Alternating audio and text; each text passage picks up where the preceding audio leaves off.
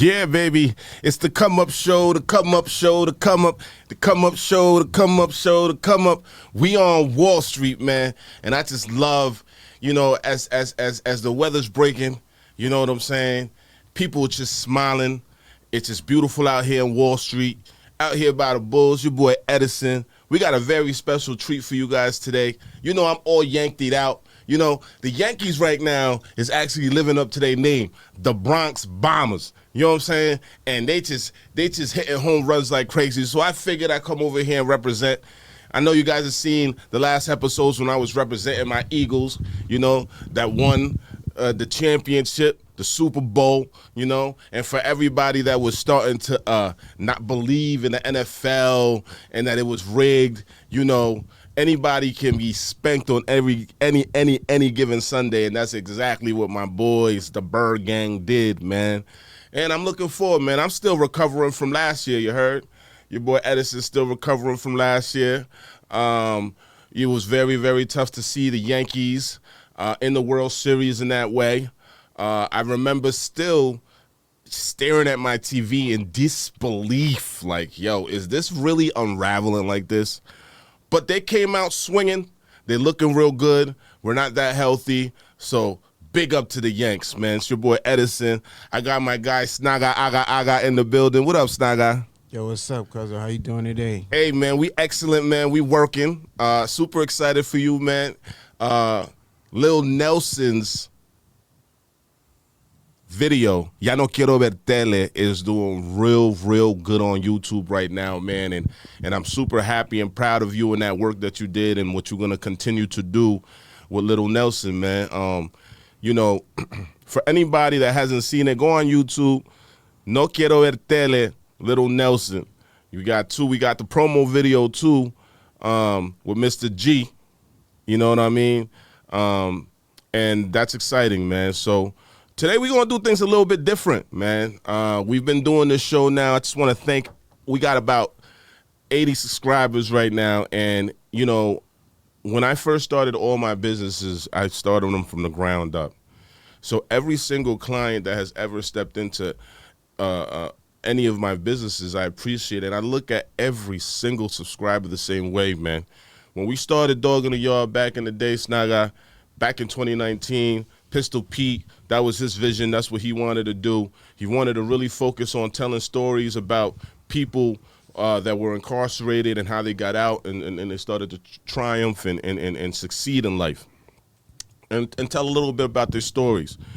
I remember, man, how long did it take for us to build subscribers and subscribers? So, and now we're up to 39.2 thousand followers on Dog in the Yard. So I know that 5 years from now, man, the Come Up Show is going to be legendary. So thank you for being a part of our community. Thank you for joining early, for starting with us nice and early before this whole thing blows up, before we have some really, really serious special guests on the show. I just want to thank you guys from the bottom of my heart. This is a community in which where you could comment and you could be a part of what we got going on. We're going to be doing all types of different seminars. We're going to have all type of different events. We're going to be focusing on financial literacy, on literacy in regards to the law, which is very important to me. Encouraging entrepreneurs and teaching entrepreneurs how to get it done. This is the Come Up Show. We're also going to be really showcasing some trials and tribulations that some of our guests have gone through to become exactly who they are and to be able to get through all the trials and tribulations in life. You know what I'm saying? That's what this show is about. Today, now that we've been growing this, and we've been working real hard on this podcast, there's little comments and there's little, inboxes and there's questions that me and Snaga have endured. And this is kind of like a part two, you know what I'm saying, of my story, where we're really going to dig deep into my incarceration, what I went through, how it felt, and this is important for me because the justice system is broken, in my opinion, and I want to really dig into what's important, what's factual, what's not, and how I got through it, how I processed everything, how I felt, and things of that nature, man. So this the Come Up Show. This is my story. This is my story of incarceration in depth and what transpired. Snaga Aga. All right. You don't commute to the city often, do you? How was your commute today? My commute was excellent, man. Like I said, it was beautiful to be able to come out here and just see the people, just see success, man. I just see people well dressed, well mannered. It just looks like money out here, man. So every single time I come up here, I'm inspired. You know what I'm saying? I'm inspired, man. I feel great. I feel excellent, brother. That's what's up. We on Wall Street. That's the way you're supposed to feel. You like in the money capital of the world. Amen. You know what I'm saying? So I understand that you do have a story to tell, and I bet that your audience has been waiting to hear it. Hear you get into details about that. I know from what I know, you ended up in prison. You know what I'm saying? You want to elaborate on how that came about, how how that transpired. All right, From the beginning. We want to hear it from the very beginning. What month was it? yeah. You know what I'm saying? So it's crazy because it was May, my birthday. I was throwing a big event in Middletown, and I got hit up on my birthday. They went to my home, May 31st, 2019. Looking for me. My brother happened to be there. I wasn't home. My brother was just actually stopping by to say hello. Who was looking for you? The police. For what? So this is what I'm saying. I'm going to tell you from the beginning. So next thing you know, I call my lawyers. I'm like, what's going on? Now, I'm pushing. My party's supposed to be packed. A part of me is like, yo, man, I don't want to go throw my party, and they're going to show up over there looking for me. Everybody knows about my party. So long story short, I chilled on the promo. I kind of shut it down a little bit, but I showed up anyway, And I showed up anyway because I was like, it is what it is, but they never came. So that gave my lawyers the opportunity to try to figure out what was going on. So backtrack. I got my first liquor license. I was 22 years old. I was in the bar business, operating my own businesses for some time till I had children. When I had children, it was a very difficult business to continue to do, trying to be a family man, Okay. It's a very dark world, if you may have. So I had to try to figure out a way how to still make that kind of money, And so I chose the car business. The car business is a very lucrative business, but I had to learn from scratch. So here I am. I'm going from the bar business to the car business, and I only really know the bar business. So I made a lot of mistakes. I surrounded myself by a lot of bad people that, when people see you coming and you're trying to get into the car business and you know a lot of people, you putting people in cars and stuff like that, you have to take into consideration that these people that have been doing it for a long time are also trying to take advantage of you and your people. So basically, what I created was a broker system in where I generated leads for different dealerships, and I was basically traveling all the way to Teterboro, New Jersey from Middletown to this warehouse where had a bunch of vehicles, and all these vehicles were wholesale. So I was bringing clients up there, getting them approved, purchasing the vehicle, putting them on cars and things of that nature. Then that was more so of a hustle.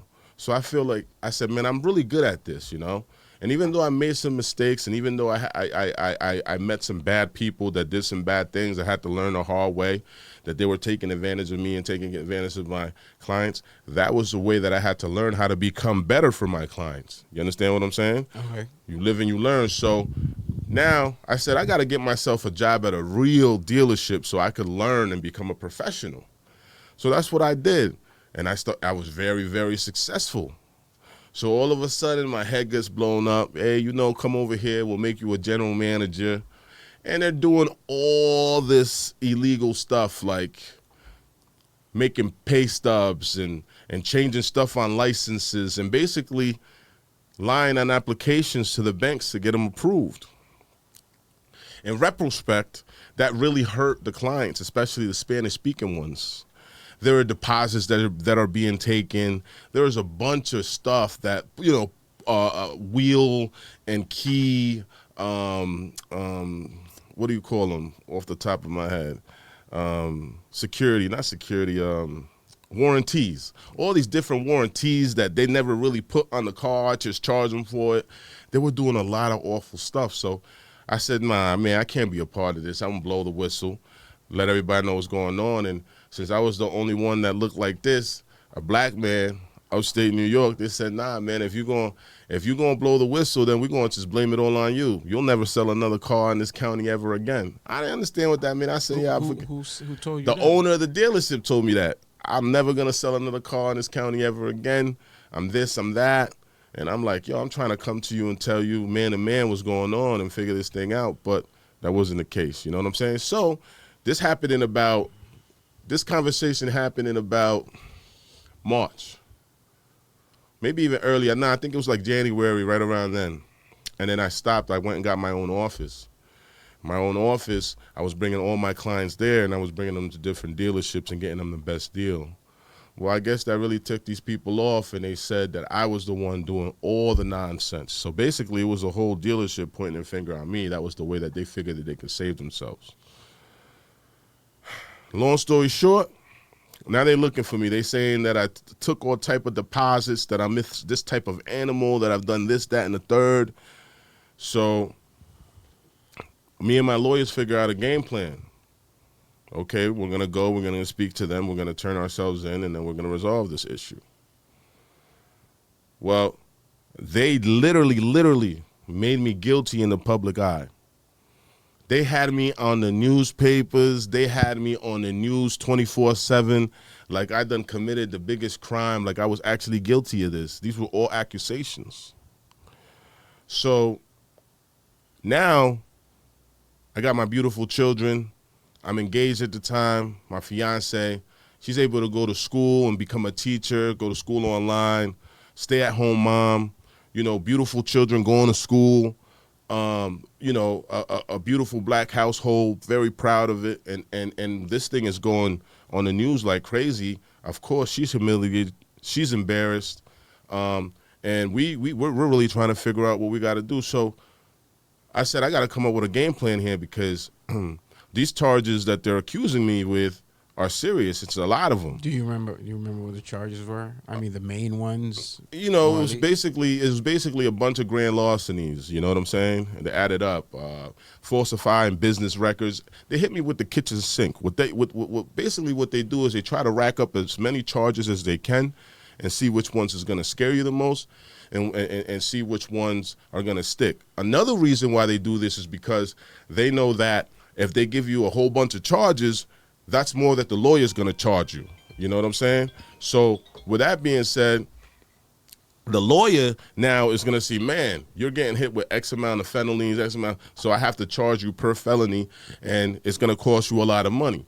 So those are all the things. Now, back when I was going through this, there was no bail reform. So the more felonies and everything they hit you with, it was almost like a mandatory. They were trying to hit me with $50,000 bail, $100,000 bond. They were trying to make it impossible for me, And this was just basically all the powers that be, knowing each other in a small little county, conspiring to put something together to put my lights out. So at this point, if you are urban and you're not really educated when it comes to the legal system, whatever they're going to put out there about somebody, you're going to believe. And that's the first thing that they do, is that they try to make sure that they bury you in the public eye. Did you know everything that was going on around these schemes? I mean, I'm not asking whether you were like a part of it or not, but you knew this shit was, this stuff was going down, right? Well, absolutely. So, and did you know who was actually involved in? I knew everything, and that's where it became dangerous, because I said, you guys can't keep doing this to people, but they didn't want to stop. You know what I'm saying? And then at that point, I had to take matters into my own hands. But I didn't recognize and I didn't realize how much money was being made to the point that how many people I was going to piss off. And they're still doing this till this day. You know what I'm saying?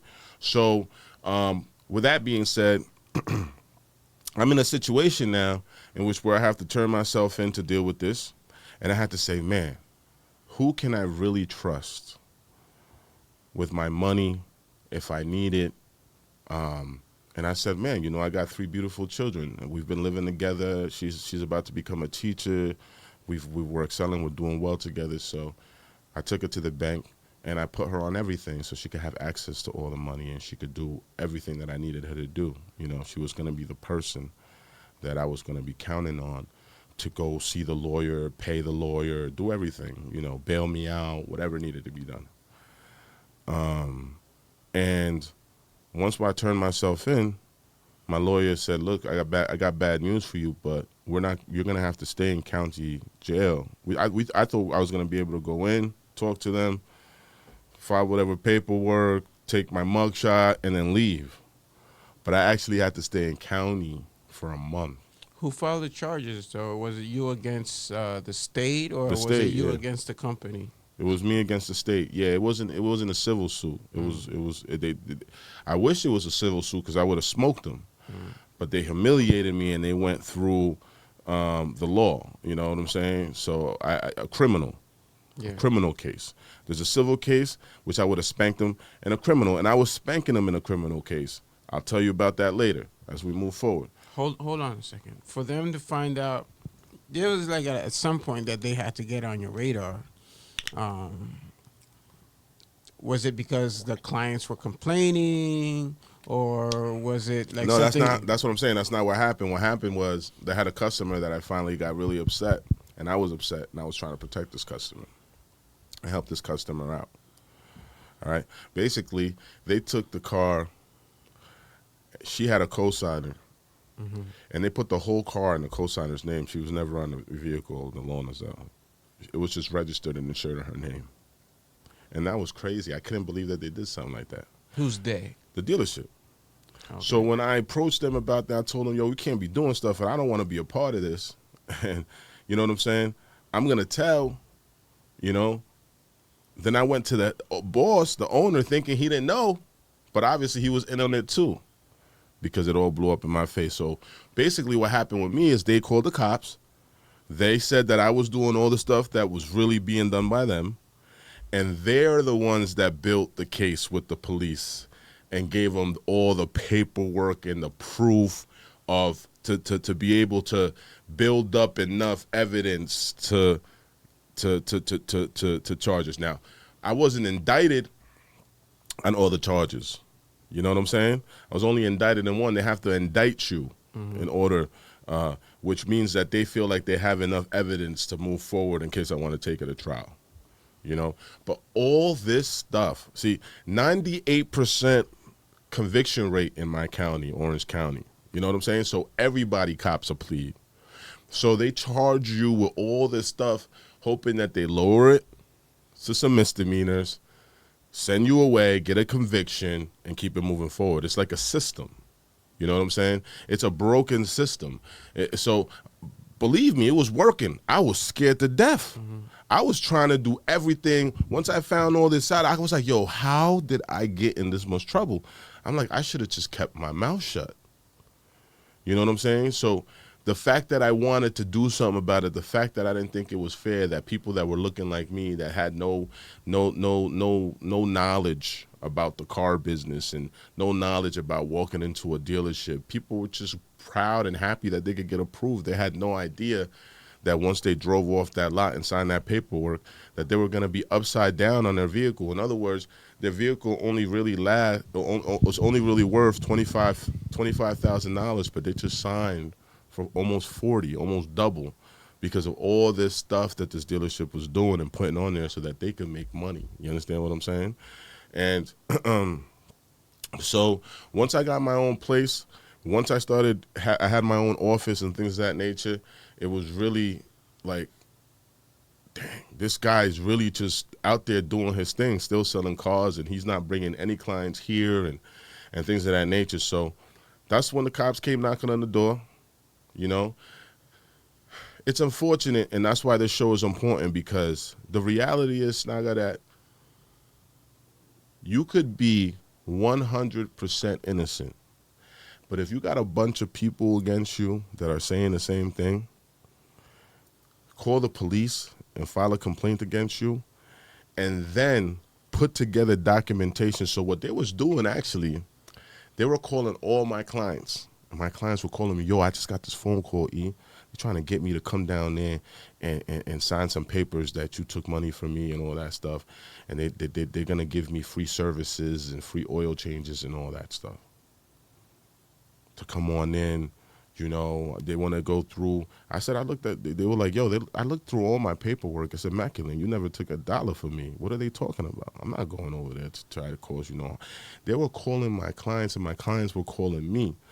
My clients know me. They believe me. They know what's up. You know what I'm saying? And so once I was trying to expose the people that were doing wrong, they tried to expose me. You know what I'm saying? So, and it was difficult, because these are some quote unquote credible people, you know, people that have a lot of money, people that have a lot of influence, people that have been doing business in the area for a very long time. So it was very difficult for people to believe me, a young black man, against these rich white men. You know what I'm saying? And these men that have been doing business in the area. It's like, and you know, the crazy thing is that the judge got his car service, brought the car from there, and I just happened to be sitting in front of a judge that I used to see coming into the dealership all the time and get taken care of. What do you think is going to happen to me? He's going to smoke me. That's his man. You know what I'm saying? So, you know, once I came to the realization that I'm going to have to do a month in county jail, that's when I decided, okay, if that's the case, let me get myself situated. And I was living in a beautiful home in a golf course, and I said, let me pack everything up out of here. Let me put it in storage. And when I get out, I do this month, and I'm going to have now a legal battle, because I'm going to take it to trial. I'm going to figure out exactly what me and my family is going to do, where we're going to go, where we're going to live, and how we were going to resolve this situation. So I gave everything to the mother of my children. And I mean, I think it had to have been like 10 days in county jail. I'm thinking everything is good. They're still building a case around you during that time. Right? Yeah, this is like what's supposed to happen is, if you can't afford to get out of jail, if you can't post your bail and your bond and everything, then you have to stay there, right? So we had the opportunity to bail and bond out for $50,000 and $100,000 and stuff like that, but we came up with a strategy. So that's why I had to stay there for. It was either put that money up or sit down for a month to get that tremendously lowered. Yeah. You know what I'm saying? Because why would I take $50,000 to $100,000 and just put it in the system while I'm fighting it, when I could just sit there for a month, do some legal stuff to get them to reduce it and get out? Nobody was expecting me to get out. But the truth will always prevail. So they said all these accusations in everybody's eyes because they're reading the news. I'm guilty. I am as guilty as you could guiltily be in the public eye. But on paper, it wasn't the case. My lawyers was going to have a field day with the state over what they were trying to do with me. You understand what I'm saying? But we had to be patient. So a month later, I finally get to see the judge. That's why it took a month. Typically, you only get one court date a month. So I had to sit there and wait to my court date, and then I was released. It was like people saw a ghost, because according to everybody, I was about to do 10 to 15 years in jail, in prison. Yeah. You know, everybody became a legal attorney. everybody was calling the mother of my children, oh my God, this felony, you get 4 years for this one, you get 8 years for this one, you get this, that, you might as well, it's a wrap for him, they got him, it's over. And then you don't realize how many people you thought got love for you that was really hating on you the whole time and just waiting for your downfall. You know what I'm saying? So that was amazing. So about 10 days into my little month that I got to sit there, I get a phone call. I make a phone call to the mother of my children. You know, I got my children in camps because it's summertime, so I'm making sure that they're in camps, and I got everything taken care of, paid for, food, everything. I even got a couple little trips and vacations for them to go to on that little month that I was in there. Next thing you know, listen, my parents are going to Arizona. Arizona for what? Oh, well, my uncle moved out there, and they're gonna go visit him. Oh, that's cool. So, yeah, she's like, I'm going to be at the house now, you know, because she was staying with them for that month. So I'm going to have the house to myself. Oh, that's cool, you know. Kids going to camp. Everything's good. All right. About 3-4 days go by. Oh, listen, I just want to let you know all the money that I've had access to, everything in the storage unit, I'm going to sell everything that I possibly can. And the stuff that I really need, all the furniture, everything that we have, I'm going to get a U-Haul, and I'm going to move across the country to Arizona. They're going to give me a teaching job. Now, she finally was getting ready to graduate. The only teaching jobs that she could get around here was like teacher's aide, monitor, because, you know, this was prior to COVID. Mm-hmm. All the teachers was holding a job. Yeah. All the old teachers wasn't leaving. That whole COVID thing didn't happen. The whole teacher crisis didn't happen yet. So she's like, they're offering me a job as long as I graduate in a couple months, you know? So I'm like, a teaching job? So she's like, yeah. So I'm like stuck at this point because I'm in jail. And I really can't make no decisions. She's gonna do what she wanna do. But I'm like, yo, don't do that. Don't. Just wait. She's like, I don't know. I don't think you're going to be coming out. Now, this is like, so she still don't know what's going to happen in my court date. I know. Mm-hmm. Nobody believes me because I know the facts. I speak to my lawyers. You know what I'm saying? And even when my lawyer was telling her, like, yo, we're going to be good, it's hard for people to believe because they believe the news. Mm-hmm. They're thinking my lawyer is just trying to get more money, trying to tell us everything's going to be fine. You know what I'm saying? So next thing you know, I'm like, all right, you're going to have to come visit me. We got to talk about this in person. I get on the phone with my sisters. I'm like, yo, y'all got to come over here because my family's getting ready to go across the country. She's got all my money. I'm going to need to get bailed out, possibly, all this other stuff. And we sat there in that visiting room, and she told me, she's like, yeah, no, I'm taking everything, and I'm going to do what's best for our children. I don't know if you're going to be able to get out of this one. So I'm going across the country where it's affordable, get a house. My parents are going to live in it, help me with the kids, and we're going to move on. And I'm like, yo, I've done dedicated everything, man. I've been there. Like, we've been a family. Like, we're engaged. You got a whole ring. We're getting ready to get married. What are you talking about? How could you just give up on me like this? It was, yo, that was the longest walk from that visiting room to my bed, to my cell. I couldn't believe it was happening, you know? And so, you know, my faith, God, this, you know, but when I got out, nobody was expecting me to get out, right? I got out. I didn't even need a bail. You understand? So that's how wrong they were for what they did to me. You got out after when, like? A month. Oh, My first court date. Okay. They had to release me.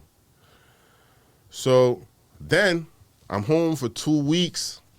Now the district attorney's pissed off. They're like, yo, how'd he get out? Because the truth always prevails. You understand what I'm saying? There was lies, there were technicalities, there were a bunch of stuff that was being said and done that was not true. And so they were upset. So then they tried another stunt. I was in the process of helping somebody who didn't have the credibility to walk into a bank and get a home loan. But I had somebody that was willing to co-sign and get on a loan with them so they could purchase a home. They had money, they had a business, they were very, very successful, but they were just missing a thing or two and they were tired of renting. So they came to me to consult with me to see how I could help them. So I'm showing them houses out in Sullivan County. That's where they want to live. I got an actual realtor. So do you know that somehow these district attorneys were able to try to pick up 2 more felonies saying that I was pretending to be a realtor, I was pretending to defraud, and that burglary charges because they said that I broke in. I had to prove to them. See, they'll hit you with all that, and then I had to prove what I was doing, that I had a realtor, that everything that I was doing was legal, and that this was all nonsense. Now, what happened was the DA's office convinced this guy to press these charges against me because that's how he was going to get his money back. And the guy got his money back anyway. And the money was basically the down payment. He was responsible for the down payment on all the paperwork for the attorneys and everything and the realtor that was putting this deal together. Now I get locked up, everybody backs out of the deal. Nobody knows what the heck is going on, if I'm going to come home or whatever the case may be. So the kid thinks like he's screwed. When I got home that month later, I took care of everything. And they try to hit me. So then I was picked up for more charges and brought to this crazy ass jail, excuse my French, this crazy jail in Sullivan County that was the oldest jail in New York State. It was like something out of a movie. The cells were like the old school cells, metal, nothing modern. It was the longest weekend. Again, I went to court. They had to release me. My lawyers were like, what is wrong with you guys? And we broke them out. In situations like that, they're very careful because they know that if they push it, then it's going to turn into a civil suit after I win the criminal case. That's what happens. You win a criminal case, then you go civil for you know, everything that I had to go through. You know what I'm saying? I lost my family and everything behind this. So now this is going crazy and rampage on the news and everything. So now my credibility in the community is shot because people believe this stuff. It's not till now where we start to really understand that fake news. Fake news is real. When this was happening to me, fake news wasn't really a thing. You know what I'm saying? So with that being said, now I'm trying to convince some of them I'm home, look, this, but it was too late. She already made all the arrangements to get the house in Arizona. She already sold all, I had lawn equipment, everything that she knew was worth money that I had, you know. So I had to let her go. And you was engaged at the time. Exactly. So she's like, look, once you get done with your case, you'll come to Arizona, we'll be a family. Bamboozled. I'm like, all right, let me fight this case. Y'all go down there, y'all be safe. Take everything I have, take everything I own, take all the money they thought that she thought that I had. Thank God for my mother. Thank God for my sisters, man. I've poured into my mothers and my sisters my whole life to the point that the one time that I really needed them, they were able to be there for me. You know, so that's why I always say, like, I'm always giving and helping my sisters and my mothers out and giving them money whenever I possibly could. It was almost like they were taking that money and depositing it somewhere just for the day that I needed it. Because that's what they did, man. Those have got to be the most beautiful and strongest women in the world because I've experienced it, man. The way that they were able to uplift me, you know what I'm saying, and take care of everything. My lawyers, the way that they communicated, the way that they spoke to every single facility that I was at, and really look out for me. It was amazing, you know what I'm saying? Because I could understand everything that the mother of my children was thinking, the decisions and stuff that she was making, but I just knew that things weren't going to work out that way, you know? And, you know, who am I to decide what the right and the wrong decisions are, you know, especially with that kind of pressure, you know? But moving forward, she leaves. And then once she leaves, this is how everything played out for me. Kobe Bryant dies. That was like one of my favorite people. You know what I'm saying? Then after that, the pandemic hits. Now I'm like, yo, I'm fighting a case. Now this case is taking longer. All my courts is being canceled. Then they put me on probation because they basically don't want me to go nowhere, do nothing, and they just want me to be, you know, on lock while I'm going through trial and everything. And I had to make a decision. Am I ever going to see my kids again? There's people dying left and right. This is COVID. And at this point, she had already left. She's already, you know, she already started her job. You know, everybody had their clothes for school, their brand new home, all my furniture, everything that I owned. Circling back to that, you think that she was being manipulated by somebody? Of course, you know what I'm saying? For her to be able to make those decisions? Well, let's backtrack, right? So her mother had 3 children prior to her being born, right? And I don't know the backstory of the father of those 3 children, but I'm pretty sure based on what I'm going through, they wanted to be a part of their life. But she moved from Brooklyn all the way upstate New York, and she met this man that she had a baby with, which was the mother of my children, and she made this man the king, the stepfather of the century, the father of all her kids. You would think that this man was the father of all of them, but he was only really technically blood father of one. And this man, too, her father took like a glory of that. But now looking back, nobody really realizes that those other men probably really wanted to be a part of these kids' life but couldn't. And I could only say that now because of what I'm going through. The apple doesn't fall far from the tree. You know what I'm saying? We'll fast forward now, and we're going to backtrack, but that's exactly what the mother of my children has done. Now, she left that house. I think she left it to her parents. I really don't know. I haven't spoken to my children. I haven't spoken to her. I'm going through this whole situation right now.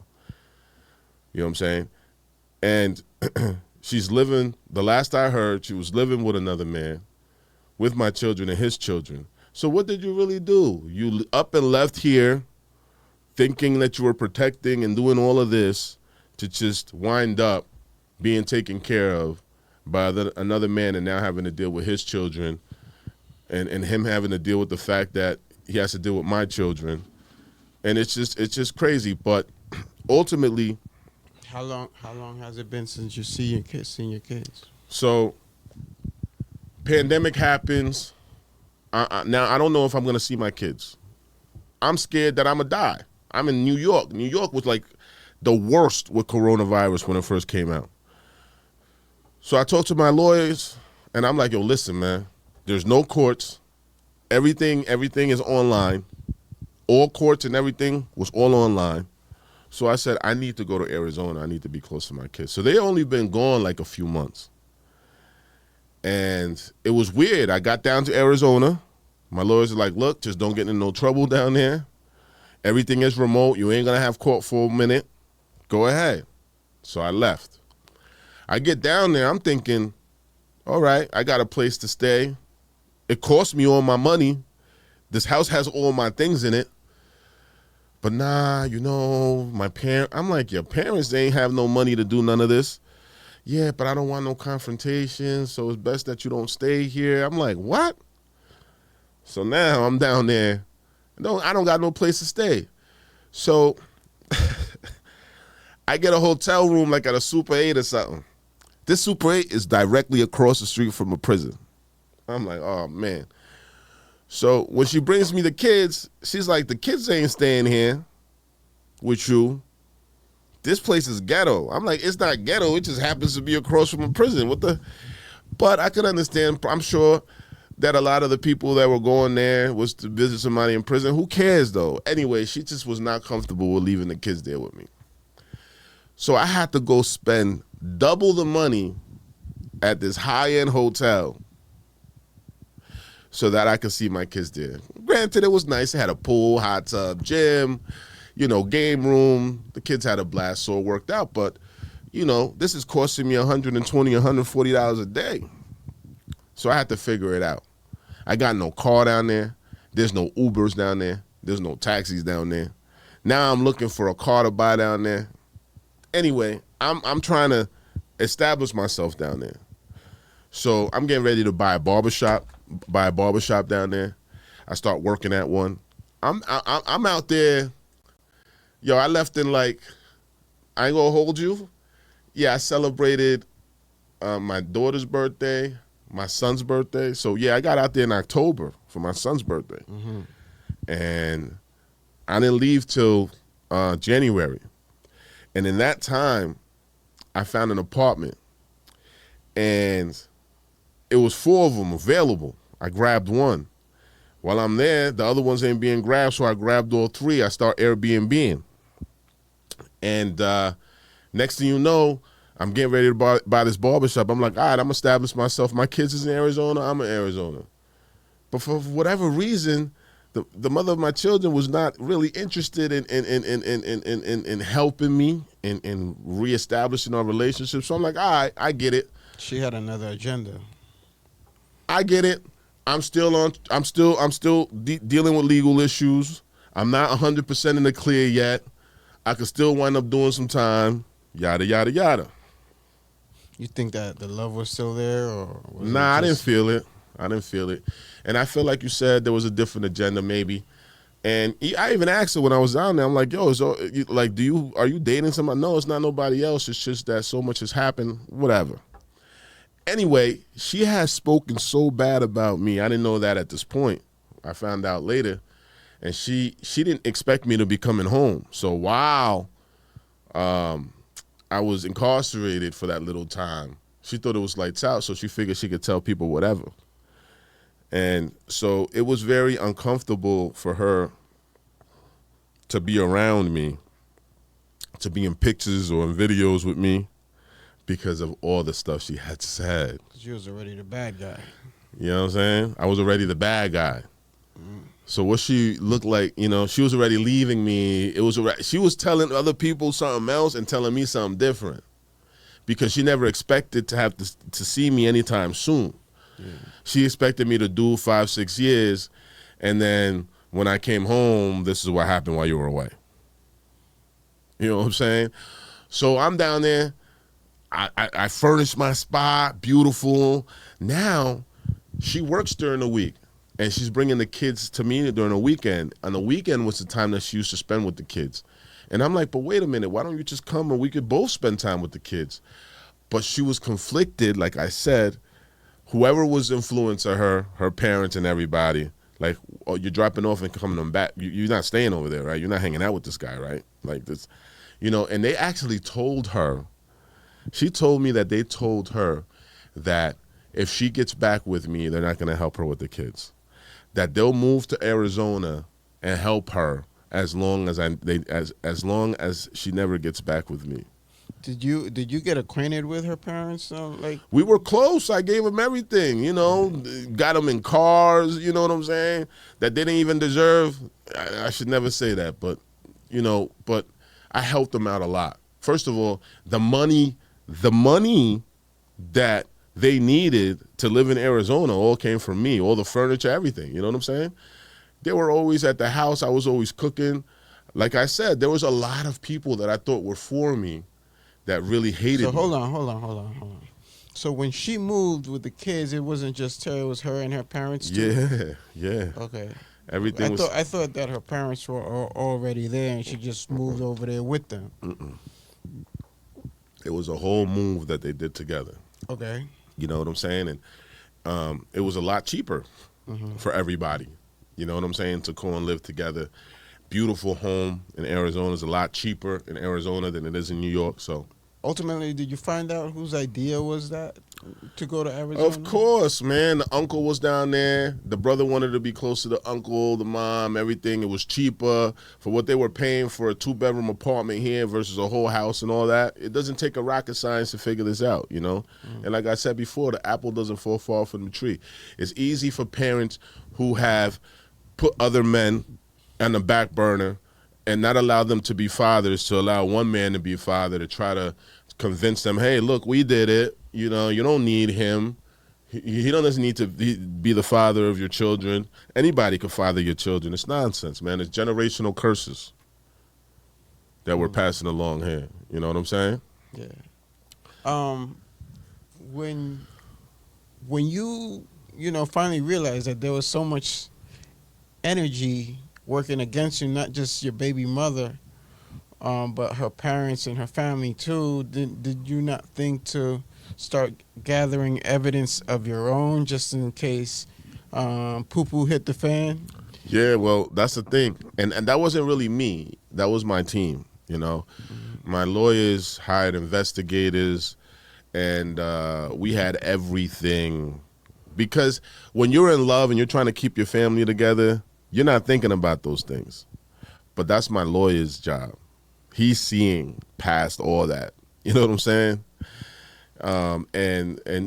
And so that's why that's so important, you know, because you need to surround yourself with people that could look at the whole picture, that don't have any emotional ties. I was making a lot of excuses for this woman and her family because I love her. And because I didn't want to hurt her, you know, and I didn't want to expose her, right? And I couldn't talk about it, you know. I was gag ordered by my attorneys to not speak about what's going on because that could kill the whole case. So since 2019 all the way till April of last year, 2024, I couldn't speak. And then finally I was released, no longer on papers, no longer on probation, parole, nothing. Finally a free man completely where I could speak. And, you know, that's why now this show is so important to me, because I got my voice back. And I could tell my side of the story and what really happened. For so long, people have been thinking that they know what really happened in the story and putting together and listening to other people. And they've never heard anything from me. So that allowed them to really believe and imagine that what they were told was true. You know? But I knew when I had to sit down that eventually I would be able to speak my truth and what really happened. And so here I am, I'm rocking and rolling out in Arizona. Everything's going great. I'm about to be staying out there. I'm about to beat this case. This case, we had the attorney general involved. We was getting ready to own this dealership. What happens? My probation officer starts trying to figure out where I'm at. So you wasn't even supposed to be in Arizona? Yes and no. I got permission from my attorneys. There was different ways that they were going to go about it. First of all, it's not that I couldn't travel. It's just that if I was going to be anywhere more than 72 hours, I had to let them know. Quote unquote, let them know that I was going somewhere. Don't the probation officers check on you? No, I wasn't a high. This was about around the time of COVID, so there wasn't. Yeah, there was none of that, and I wasn't high risk, so they wasn't popping up at my house and check in, and none of that. I was just on probation to stay close and what. But what I'm saying to you is I was stable at this point. So If I needed to come back to New York, I would just book a flight and be back here and see my probation officer. Yeah. So that's the agreement that we made. I'll be out there, but just make sure, I don't care what the flight cost. If you need to be here in 24 hours, you need to be here in 24 hours. No problem. You know what I'm saying? So I was living my life like that. I was living my life back and forth. It's not like I was just living in Arizona. I was still living in New York, but I was getting myself established in Arizona. As far as of the deal that not the deal, but the understanding that you came to with your lawyer about traveling to Arizona, was there any documentation on that where, just in case something Absolutely. happens? We always had everything documented. But what transpired was my lawyer my probation officer got word that I moved to Arizona. And so they start contacting the mother of my children. Probation was like, look, man, you can help us get rid of this guy. You don't want him around. You want custody of the kids. You want to see them every weekend. Just get rid of this guy.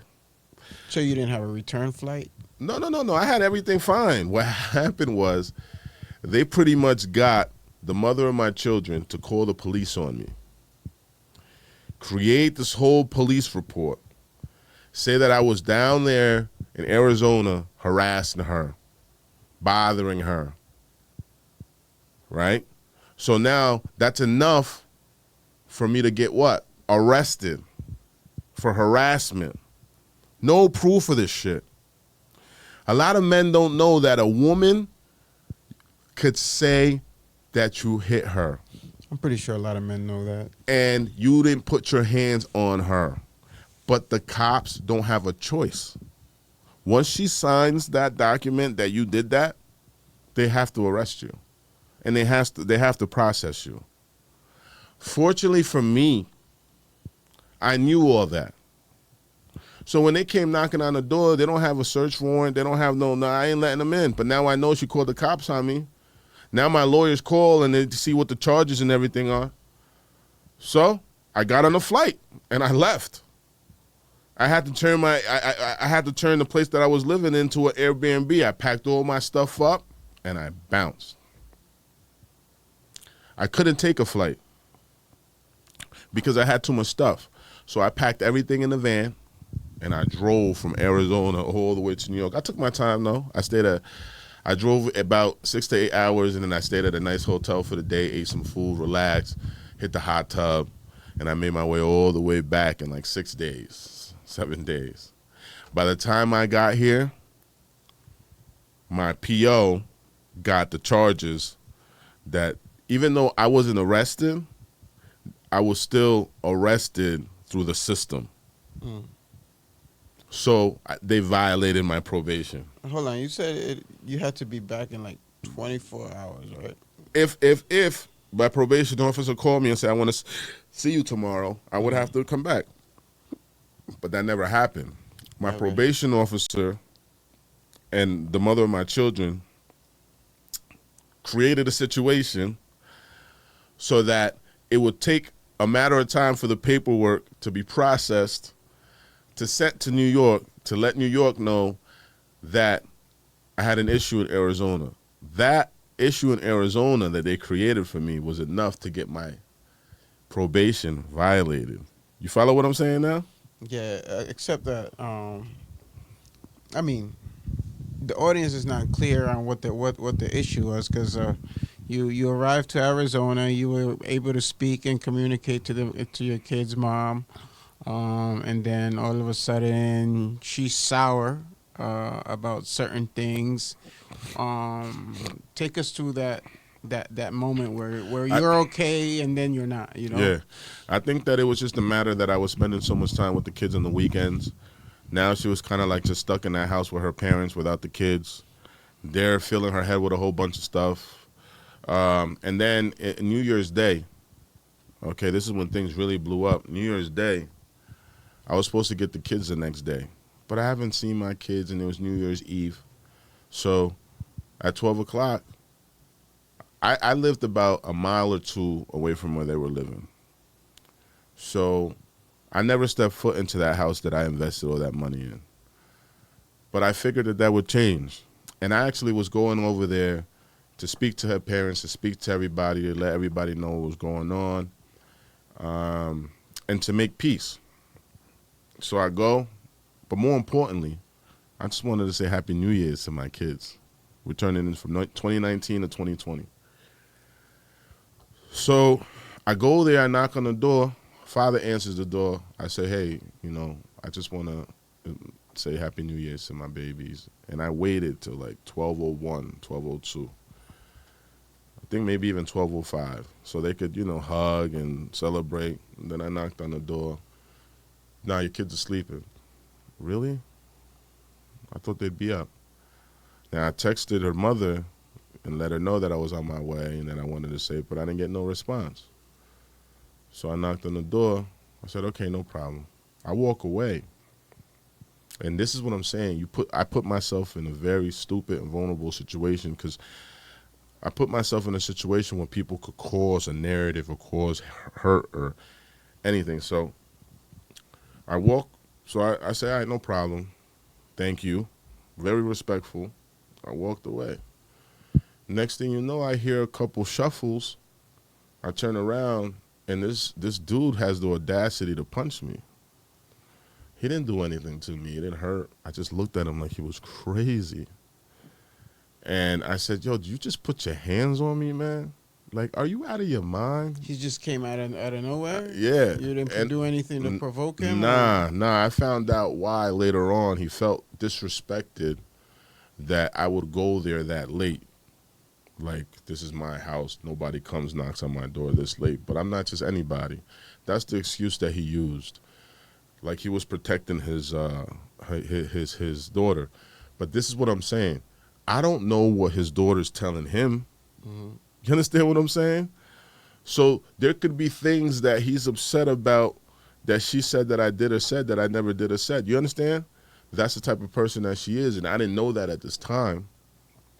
So I had to decide whether I was going to whoop this dude's behind or just walk away. My kids are really sleeping. Anyway, the brother comes out, and the brother comes to me, from my perspective, I'm a lot bigger, stronger, younger, so obviously you're going to want to calm me down. Well, anyway, there was this rock garden right behind me. I didn't know. This is my first time. So as I'm taking a couple steps back, saying, all right, man, I'm going to go. I'm going to calm down. I trip, and I didn't have nothing to hold, and I hit my head on this rock really bad. Knocked me out. So now I'm in the hospital with a concussion, and I'm angry. Now the cops had to come, all this other nonsense, and they took that into a whole harassment. You know what I'm saying? They were already conspiring with my probation officer. That's the mistake that I made, was by going over there. But this whole assault, this whole not assault, harassment thing was all going to transpire because once I saw all the paperwork, she had already went to the police prior to me even going over there. You know what I'm saying? So a lot of women, what a lot of men don't know is that women, if they want you out of the house, all they have to do is say that you're harassing them. All they have to do is say that you hit them, that this is domestic. Then the cops are going to come. They're going to remove you from the house. And then you have to get permission from the court, or you have to go there with the cops to get your stuff out. It doesn't matter if your name's on the lease, if you live there, whatever the case may be. If that woman has been there, she gets mail there, and she's been there, she's the one that stays. You know what I'm saying? And you have to figure it out. And that all happens until you can go to court and prove yourself. So they'll say a whole bunch of things about you, but you literally have to go and prove yourself in order for it to go down. You know what I'm saying? Yeah, well, the guy, her dad assaulted you. Couldn't you press charges? When you, yeah, of course, but when you are the one that violated probation now because the cops, you're not supposed to have any police content and all that stuff. I had to more so focus on myself than retaliation. You know what I'm saying? So basically, I had all those charges and everything dropped in Arizona. You know what I mean? And once I realized that that violation of probation was ultimately going to be why I had to spend a year in prison. So basically what happened was once I violated probation, the judge goes, look, because I was spanking them. I was going to win the whole case. But they're like, look, we're going to hit you for a violation of probation anyway. So why don't we just wrap this all up into that? We'll put all the charges into a violation of probation. You do a year in prison, and you can move on with your life. So I had a choice at that point. Am I going to be going back and forth in greens from prison to court just to prove a point?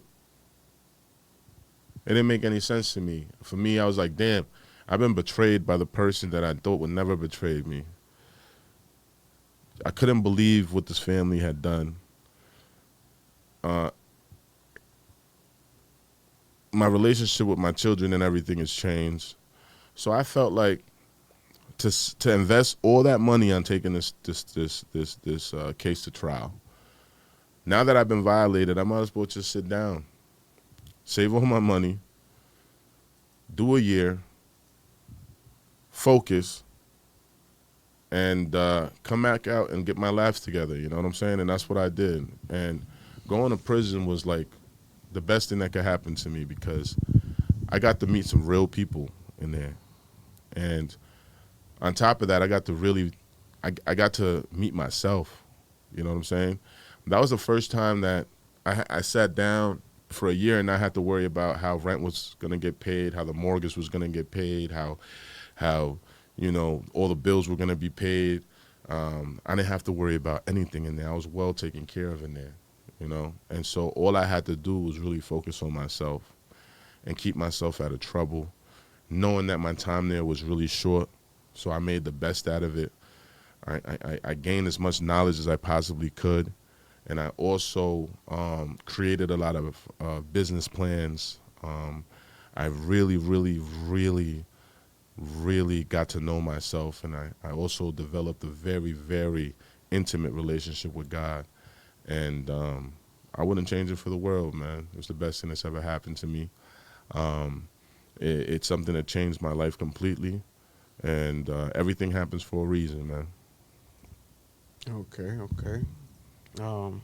So at this point, like, after that whole situation went down, with your in-laws and stuff, you're in jail again, or how? Nah. That's when I got the violation and probation. They told me pretty much we'll take care of all this. So all the charges from the dealership and all that, all went with the violation of probation. Okay. That's the deal that I got. And for me, like I said, it would have probably took me a year to continue to fight those cases and go to trial because it was COVID time anyway. So it didn't make any sense. You just couldn't afford it, right? It's not that I couldn't afford it. It didn't make any sense because if they're going to take it and get rid of it by me doing time, then why am I going to pay all this money on these lawyers to fight it? Because then I would win, and then I don't have to spend more money to now go civil. And I just wanted to be done with the courts. I was so tired of going to court and so tired of being betrayed and everything that I just wanted to just be done with it. So when they told me you do a year and you're done, you're off of papers, you're off of everything, I was like, I'm looking at a year to fight this and thousands and thousands and thousands of dollars anyway. So I'm not going to go upstate because you're going to violate me anyway. And then I'm going to be taking the bus in shackles 3 hours to come to Orange County to go to court and then get shipped back and go to court once a month. I wasn't willing to do that. You know, you gotta strip naked every single time you gotta go to court, cough, bend over, all that nonsense. So I wasn't just willing to go through all that humiliation just to go to court and spend all this money, because that was all a pride thing. If I'd have done that, it would have all been about pride. And for me, I needed to be humbled. I needed to sit down. I needed to listen to God and what He wanted. You know what I'm saying? I needed to slow down. It saved my life. You know what I'm saying? It saved my life, man. But yeah, man, that's the backstory. You know what I'm saying? Thank you, Snaga. I think those questions was excellent. And you know, this was important for me because, you know, I want people to really understand, like, you could really go through some things and you could, like, I thought it was over for me, man. Like, and you know, I went through a lot, man. It was not easy. You know, a lot of tears, a lot of frustration, a lot of hurt. But at the end of the day, here we are at the Come Up Show, man. So I did this episode more so for everybody that is just starting to go through something, just being accused of something right now. This episode's for you to let you know that this too shall pass. The best is yet to come. You know what I'm saying? And to just never give up. You know, the Come Up Show has, we're at a point right now in which where we had a few interviews. We've been really working on the show and making sure that everything is tight, neat, and organized. Big up to Mr. G. Big up to Israel. Big up to Victor. Big up to Trap. Big up to all the guests that have been on so far. I'm very grateful and thankful once again for all the subscribers.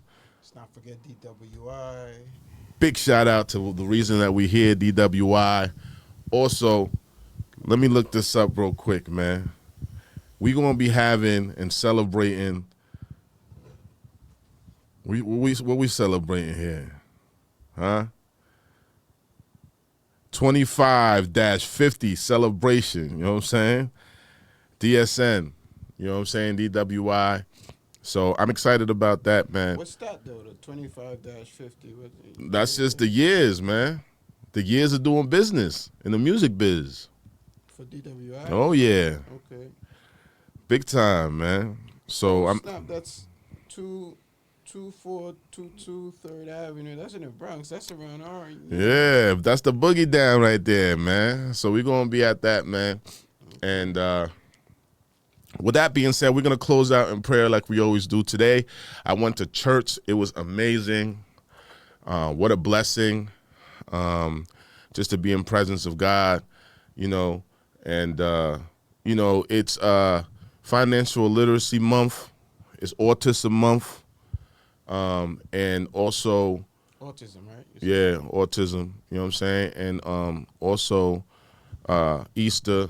So it's just a blessing to be here this season, going into spring and the summer, and it's just a blessing. So, Spirit of the living God, I thank you for blessing us today and allowing us to be here. Thank you for allowing me to be transparent and honest, Father God, and sharing my story. It's not easy, Father God. It's things that, you know, nobody really wants to talk about. For Father God, this is my testimony, and if it can help somebody, that is His purpose. Thank you for the Come Up Show. Thank you for your glory, grace, your mercy, and this I pray in the mighty name of Jesus. Amen. Amen. We working. It's your boy Edison. It's the Come Up Show. The Come Up Show. The Come Up. And remember, you are not guilty until wait. What? How's it go? You're guilty until proven innocent. No, you're not guilty until you're proven. How's it go? You're guilty until you're proven innocent. You're not guilty. Well, it depends on what the reality is, exactly, and what they interpret the law to be. Yeah, so the law tells you that you're innocent until proven guilty, but the reality is that you're guilty and you have to prove yourself innocent. So just make sure you prove yourself innocent, man. And we're going to be touching a lot more on this, on law and financial literacy here in the Come Up Show. And remember, if you get jammed up, first of all, if you're doing anything in life, whether it's legal or illegal, you need to save money to be able to retain an attorney. That's number one. Number two, okay, always have an attorney on deck. Always make sure you have the right attorney. And you make sure you have your attorney make sure that you definitely have your attorney there for your first court date. It's very important. It's your boy Edison. It's the Come Up Show, and we working, baby. Shout out to Pistol Pete, Terror Squad, the whole team. We working.